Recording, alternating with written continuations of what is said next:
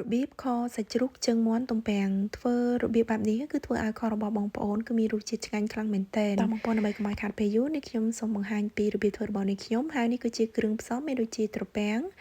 សាច់ជ្រូក3ជាន់ជើងមាន់ពងមាន់ឬក៏ពងទាចាស្ករក្រហមខ្ទឹមសម្រេចផ្កាច័ន្ទហើយនិងឈើអែមទីដំបូងនេះខ្ញុំយកស្ករក្រហមនឹងទៅកម្លោចឲ្យរៀងឡើងពងអង្ក្រងចាហើយជាមួយនឹងស្ករក្រហមនេះផងដែរខ្ញុំចារជាមួយនឹងស្ករត្នោតបងប្អូនគឺថាអូឈ្ងុយខ្លាំងមែនទែនហើយចំពោះខមួយមុខនេះផងដែរចាបងប្អូនត្រូវចម្អិនជាមួយនឹងស្ករត្នោតគឺវាធ្វើឲ្យ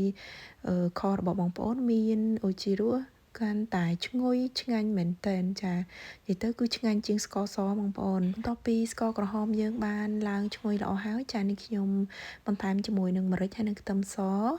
ផ្កាច័ន្ទហើយនិងឈើអែមចាខ្ទឹមសហើយនិងម្រេចបងប្អូនត្រូវបុកឲ្យម៉ត់សិនណាទើបយើងយកទៅកម្លោចជាមួយនឹងស្ករត្នោតនៅពេលដែលស្ករត្នោតរបស់យើងបានឡើងពុះបែបនឹងហើយចានេះខ្ញុំបន្ថែមជាមួយនឹងទឹកត្រីបន្តិចចាហើយបងប្អូនអាចបន្ថែមជាមួយនឹងប្រេងខ្យងបន្តិចផងដែរចាចំពោះប្រេងខ្យងបើសិនជាបងប្អូនមិនចូលចិត្តទេបងប្អូនចាំបាច់ដាក់ក៏បានដែរតែដល់ឡែកបងប្អូនប្រើជាមួយនឹងប្រេងខ្យងធ្វើឲ្យខរបស់បងប្អូនគឺតែកាន់តែមានរសជាតិរសកាន់តែឈ្ងុយឆ្ងាញ់ចាឥឡូវនេះខ្ញុំបន្ថែមជាមួយនឹងប៊ីចេងចាបើសិនជាបងប្អូនអត់មានបងប្អូនអាចបន្ថែមជាមួយនឹងរ៉ូឌីក៏បានដែរចាហើយអ្វីដែលជាពិសេសហើយបងប្អូនអាចបន្ថែមជាមួយនឹងទឹកស៊ីអ៊ីវខ្មៅនេះផងដែរចាគឺធ្វើឲ្យខរបស់បងប្អូនគឺមានពណ៌កាន់តែ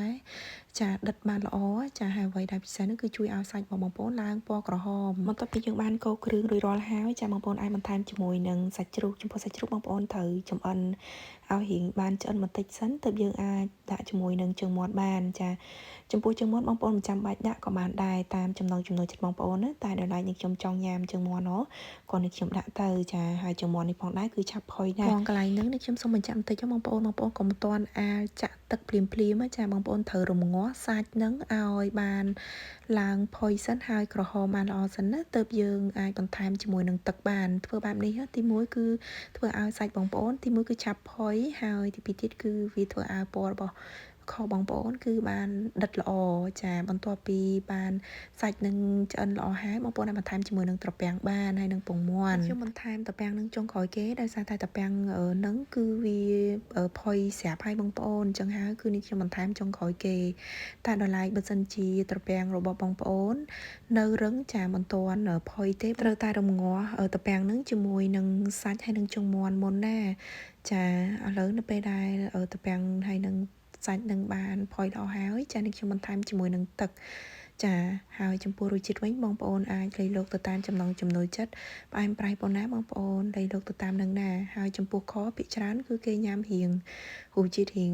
ផ្អែមបន្តិចណាបងប្អូនចាឲ្យរៀងដិតបន្តិចដែរចាតែដល់ឡែកអ្នកខ្លះក៏មិនចូលចិត្តជាផ្អែមប៉ុន្មានទេអញ្ចឹងបងប្អូនត្រូវលៃទៅតាមនឹងណាចាហើយវីដេអូនេះគឺមានតែប៉ុណ្្នឹងទេអរគុណបងប្អូនសម្រាប់ការតាមដានវីដេអូមួយនេះផងដែរបើសិនជាបងប្អូនពេញចិត្តនៅវីដេអូមួយនេះកុំភ្លេចជួយ like និង share ជាការលើកទឹកចិត្តមួយផងដែរចាអរគុណច្រើនបងប្អូនហើយជូនពរបងប្អូនសុខសប្បាយទាំងអស់គ្នាជួបគ្នានៅវីដេអូក្រោយៗទៀតសូមជម្រាបលាបាយបាយ